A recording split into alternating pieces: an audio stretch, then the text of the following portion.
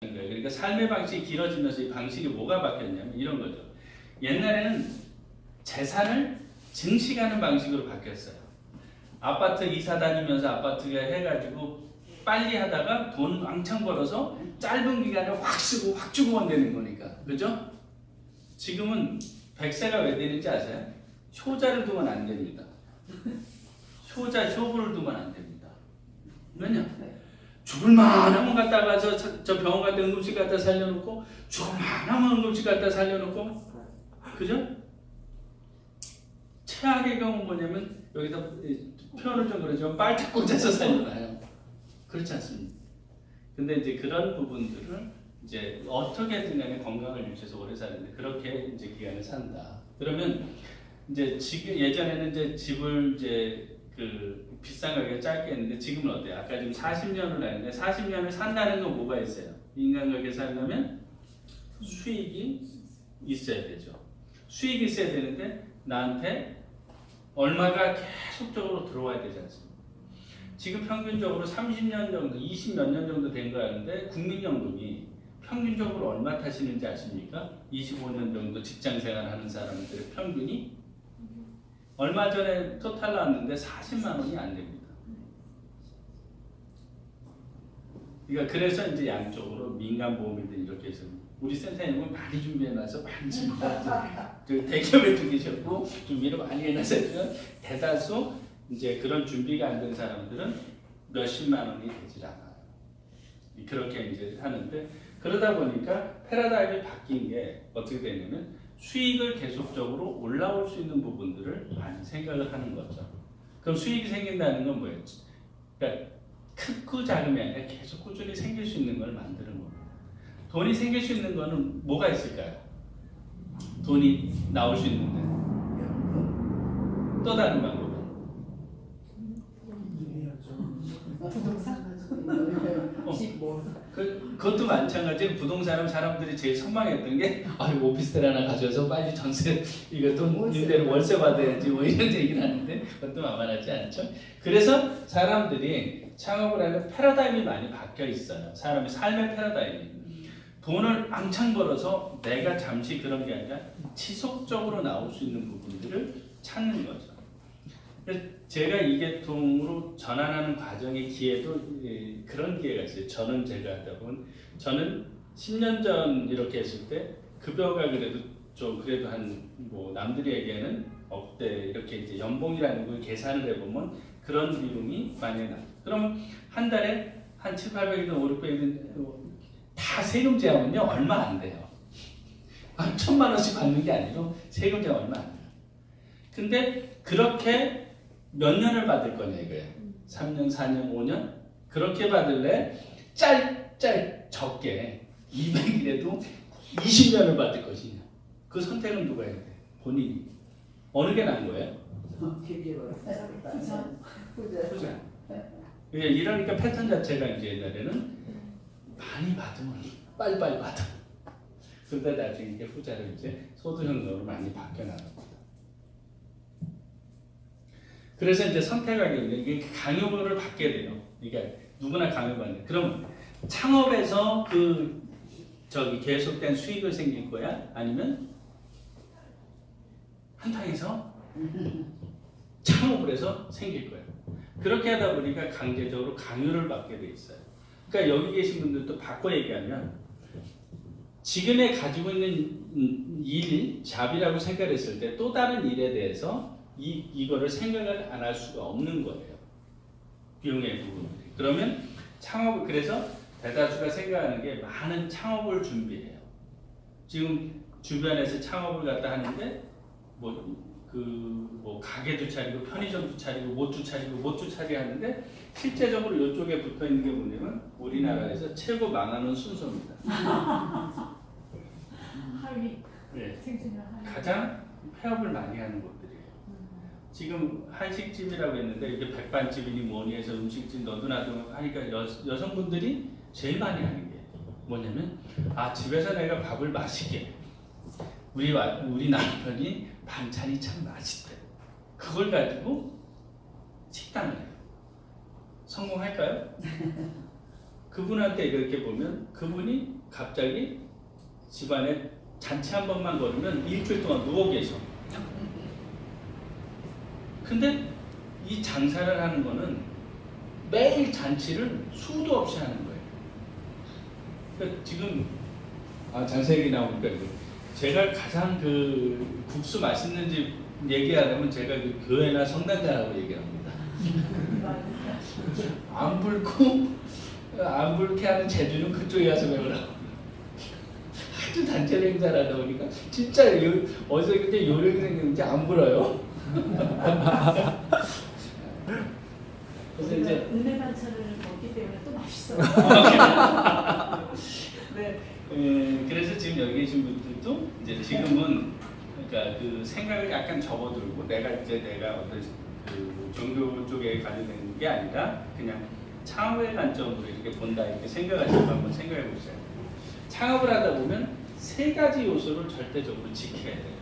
세 가지 요소가 하나는 뭐냐면 창업자 자기의 의지, 자기가 누가 할 것이냐 창업에 대한 부분들이 전 시장에 있어야 되고, 그다음에 적절한 자금이 있어야 돼요. 돈도 있고 나도 자신 있어. 근데 무엇을 가지고 해야 되냐도 있잖아요. 무엇을 가지고. 여기에서 옛날에 대구에서 팔공산에서 어린 나이에 그 앞에 카바레 앞에 이렇게 가는데 스님들 모자 쓰고 많이 들어가시더라고요. 그 뭐라고 할 게 뭐 있어요, 춤추는데. 근데 이렇게 이제 그렇다고 해서 그걸 그런 나이트클럽을 차리겠어요? 그건 아니잖아요. 그러면 여기서 결정하는 게 나의 적절한 창업자하고 나에 맞고 자금을 조성해야 되지만, 그 다음에 아이템을 선정하는데 세 가지 요소는 정확하게 가져야 된다는 거예요. 첫째는 뭐냐면 발전하지 않는 아이템을 손대기 어렵잖아요. 그 다음에 지금 수익이 남아야 되잖아요. 그 다음에 망하지 않아야 되잖아요. 이런 관점에다가 아이템을 이렇게 대입을 해보는 거죠. 그리고 이 사업에 대해서 특히 시니어 쪽에 관련된 비즈니스를 한다면 이 두 가지는 생각을 하셔야 돼요. 시니어들에 대한 관점은 뭐냐면 시니어 사업인가 시니어의 사업인가 이 관점을 한번 생각해 볼 필요가 있는 게, 이 두 단어는 어떻게 되냐면요. 그러니까 시니어 사업이라는 게 뭐냐면 시니어들하고 관련된 비즈니스를 얘기해요. 시니어에 대한 비즈니스. 근데 본인들은 시니어 비즈니스를 하기에는 어때요? 나이가 긴 호흡으로 가기에는 짧아요.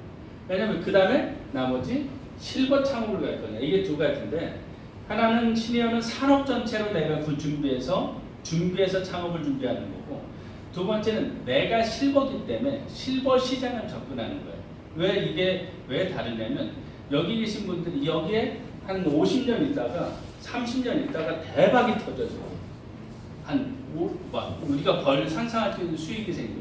여기 계신 분들이 기다릴 수 있나요? 그거는 뭐 이렇게 좋게 얘기해서 나중에 뭐를 한다고 하지만 그 시장은 앞으로 어떻게 될지도 모르는 거예요. 그럼 내가 지켜봐서 의도대로 진행을 해야 되는 거지만 그렇지 못하다. 그러면 실버 산업은 어때요? 정확한 시장의 타켓을 조성하는 거예요. 내가 어떤 사업이든 뭐든 타켓을 조성해서 그 사업을 가지고 맞춰서 나가는 거죠. 어느 분들이 그러니까 왜 이렇게 아이템을 고를 때 이런 얘기냐면, 어느 분들이 이제 커피숍을 많이 생각을 해요. 요즘 커피숍은 난리가 아니잖아요. 근데 보면 커피숍 하나 해도 괜찮지 않을까요? 깔끔해가지고 419 탑 뒤쪽에 커피숍 괜찮습니다. 근데 하나 하는 게 괜찮으니까 내가 마이스타 해가지고 착 해서 우리 친구들도 얘기합니다. 나 그거 하고 싶다. 그럼 저는 한 방에 욕하고 끝납니다. 너 같으면 네가 따라주는 커피 먹고 싶니? 이렇게 얘기를 합니다. 그건 내가 할 수 없는, 내가보다 사람을 이렇게 맞아줘야 되는 거거든요. 그런 시장에 그럼 사람을 해야 되고, 그리고 아이템도 시장도 맞는 아이템인가 이런 관점에서 그것도 한번 보셔야 된다는 거예요. 그리고 이제 우리가 보면 시니어들의 창업에 대해서, 시니어들 창업도 그래도 여기 계신 분들 똑같이 시니어이기 때문에 이 부분에 대해서는 생각하니 절대 자금을 많이 들여서 창업하면 안 돼요. 망합니다. 여기 시니어들의 창업은 돈이 많이 있어도 소자본으로 창업을 하셔야 돼요. 그 다음에 수익성을 정확하게 보여야 되고 안정성도 잘 보셔야 돼요. 그리고 마지막으로 알맞은 노동, 내가 소화할 수 있는 능력인가가 굉장히 중요해요. 여기서 매일같이 여기서 4층이죠? 올라오는데 어떠세요? 괜찮으세요? 근데 여기서 올라올 때 쌀을 한 가마니, 옛날에 한 가마니가 100kg였다가 80으로 줄었다가 막 이렇게 줄더라고요. 그럼 한 80kg짜리라고 생각하고 가마니를 가지고 여기서 올라오면 매일 10만 원씩 줘. 올라오면 줘. 근데 그 한 번, 두 번은 괜찮지만 계속 할 수 있을까요? 돈도 돈이지만 나에 따라 알맞은 노동이라는 부분들도 굉장히 중요한 요소를 차지한다. 이렇게 생각합니다. 그래서 이런 부분과 함께 망하지 않으려면 소자본으로 창업해라. 그 다음에 365일 매여있는 일을 하지 말아라. 항상 내가 숨 쉴 동안에 계속 매여있다 보면 어때? 그 일 참 재미없어요. 그리고 가족들이 좀 동의하는 일을 해라. 가족들이 제일 반대하는 일을 하면 그 일은 안 좋다. 그리고 내가 알고 좋아하는 일을 좀 했으면 좋겠다. 그리고 처음 얘기한 얘기죠. 봉사라는 개념 뒤로 하고 사업가 마인드로 갖지 않으면 경쟁력은 많이 뒤처진다. 이런 부분에 대해서 하는데 그래야지 이 일은 알맞은 노동도 되고 할 수가 있다는 거예요.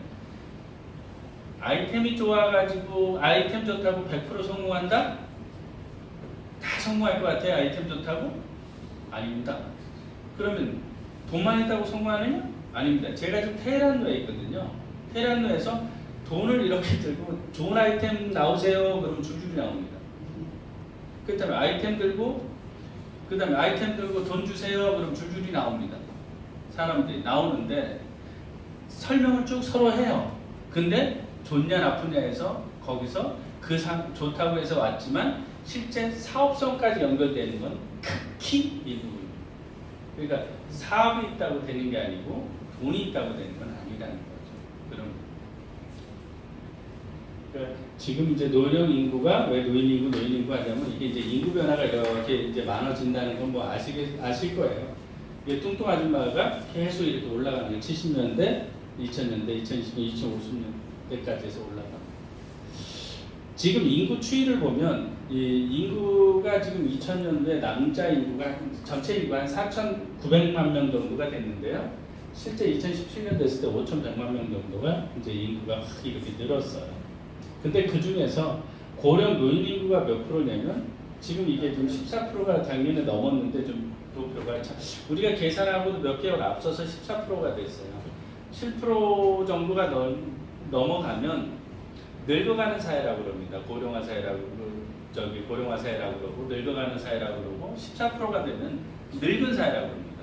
고령 사회라고 늙은 사회라고 그러고 또 20%대가 21% 넘으면 초고령화 사회라고 이렇게 이제 유엔에서 지정합니다.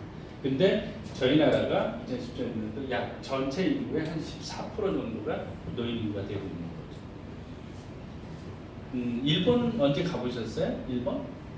일본에 가서 이렇게 보시면 위에서 이렇게 보면 젊은 사람보다 노인 인구가 더 많습니다. 거기는 저런 14% 이런 게 70세 이상을 따져도 저 프로가 나옵니다. 우리나라가 인구가 많은 것 같아도 우리나라 인구는 많은 인구는 아니에요. 적은 인구는 아니지만 우리나라 5천만이잖아요. 근데 다른 나라 큰 나라들은 인구가 더 많지 않습니까? 비율적으로. 작은 나라에 우리가 밀도가 높은 거잖아요.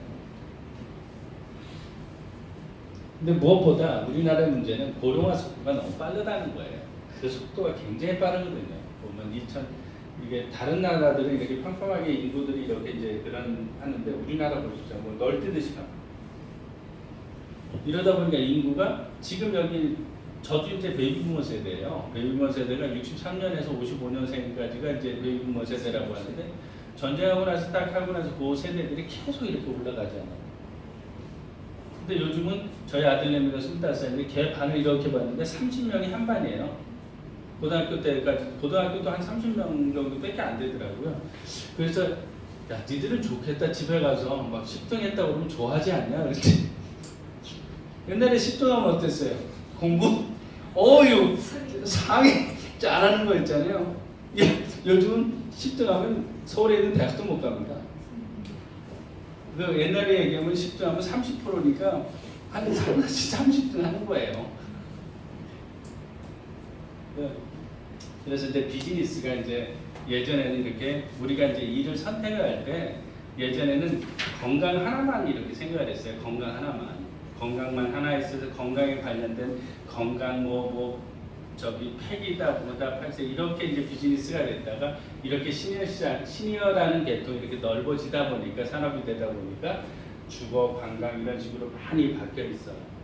그래서 어느 분들은 저희한테 상담을 해가지고 개척교회 기도원을 지으려고 저희한테 한번 컨설팅이 들어온 적이 있어요. 그래서 제가 그래서 공동생활가정을 얘기를 해드린 적이 있어요.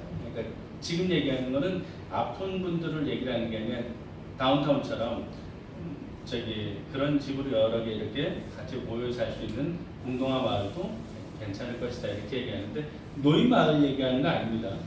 어느 분들은 이렇게 해서 노인들끼리 같이 모여 산다고 생각들 많이 하셔요. 그런 생각 한 번 안 가지셔요? 친구들끼리 우리 노인 갔죠? 다 갔죠? 노인분들끼리 친구 동창끼리 우리 같이 모여 살자. 자 그래서 10명이 모여서 10집을 다 졌어요. 지금 신나. 지금 60세 때 왔네 신나. 10년 후에 봤더니 다들 70세가 돼 있어. 열심히 또 화이팅. 또 10년이 지났으니까 나이가 몇 살이 돼 있어요? 80살. 또 열심히 살았더니 90세가 돼 있어. 거기 보면 한 사람 죽고 이렇게 나올 거 아니에요? 근데 밖에서 봤을 땐 이 마을이 어떤 마을일까요? 고령화 마을일까요? 유령 마을일까요? 이게 우리가 생각하는 일반하고 현장을 모르는 사람들이 하는 얘기예요. 현장을 이해를 못하는 사람들이 그런 꿈을 가지고 이상을 가지고 하는 거죠. 그러니까 같이 그 당시 지금은 좋지만 미래적 생각을 하지 않는 거죠. 그러면 이런 부분들을 가리기 위해서 어떻게 돼요? 식구들이 같이 들어가서 공동화의 마을이 만들어지면 괜찮은 거죠. 젊은 사람들이고 새로운 신혼부부들도 들어와서 부모를 보고 이런 부분들은 괜찮아요. 근데 어느 연령들? 우리나라 노블카운티라는 거 들어보셨죠? 노블카운티가 우리나라 최고 좋은 삼성에 만든 실버타운입니다. 이런 것들이 이렇게 짓는 이유가 이제 같이 이제 삼성 임직원들이 같이 해서 들어가서 살자 이렇게 얘기를 해요. 이제 기업에 있는 사람들도 대기업에 있는 우리는 같이 뭉쳐서 사는 거야. 서로 애들끼리 다 가는데 그런 데가 성공할까요? 돌아서서 이런 내가 미쳤냐 거기 가서도 머리 숙이게 있게. 영원한 사람은 직계가 돼 있는 곳은 같이 모여 살 수가 없어요. 내가 가서 은퇴가 되면 그런 부분이 있기 때문에 그렇습니다. 그래서 그런 단지를 갖다 생각하는 것도 고민을 하셔서 이렇게 또 다른 주거라는 부분 환경도 되고 또 여가라는 부분도 만들어질 수가 있습니다.